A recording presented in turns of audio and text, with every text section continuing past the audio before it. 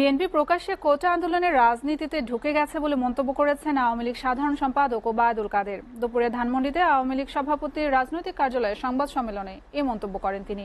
ওবায়দুল কাদের বলেন, কোটা আন্দোলনে যারা যুক্ত তাতে ষড়যন্ত্র আছে কিনা সেটা আন্দোলনের গতিধারায় বোঝা যাবে। শিক্ষকদের পেনশন স্কিম নিয়ে ভুল বোঝাবুঝি থাকতে পারে বলেও জানান ওবায়দুল কাদের।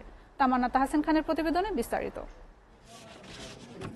রাজধানীর ধানমন্ডিতে আওয়ামী লীগ সভাপতির রাজনৈতিক কার্যালয়ে সংবাদ সম্মেলনে কথা বলেন দলের সাধারণ সম্পাদক ওবায়দুল কাদের। তিনি জানান, 2018 সালে প্রধানমন্ত্রী কোটা বাতিল করে পরিপত্র জারি করেন। এ আদেশের বিরুদ্ধে উচ্চ আদালতে 7 জন মুক্তিযোদ্ধার সন্তান রিট করে। সরকার কোটা বাতিলের বিরুদ্ধে আন্তরিক বলেই উচ্চ আদালতে আপিল করেছে। আদালতের চূড়ান্ত রায় না হওয়া পর্যন্ত অপেক্ষা করতে হবে।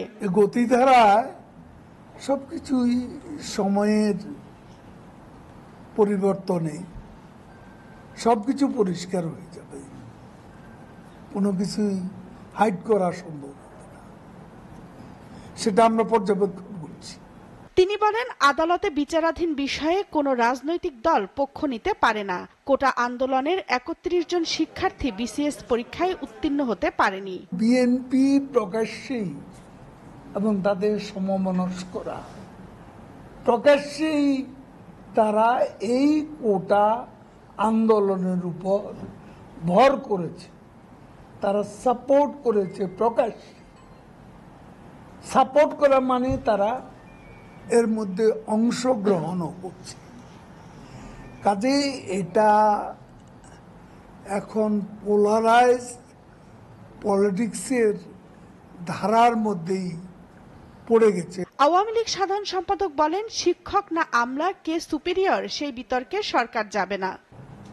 সাম সর্ট অফ মিসআন্ডারস্ট্যান্ডিং এখানে থাকতে পারে, তো সেটার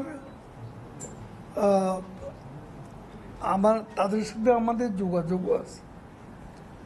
সার্বজনীন পেনশন স্কিমের বিষয়ে বাস্তবতার আলোকে সিদ্ধান্ত নিতে হবে বলেও জানান ওবায়দুল কাদের। যার যার মর্যাদা, পদমর্যাদার ভিত্তিতে যেটা বাস্তবসম্মত আমরা সেটাই করতে চাই। তামান্না তাহসিন খান, এসএটিভি, ঢাকা।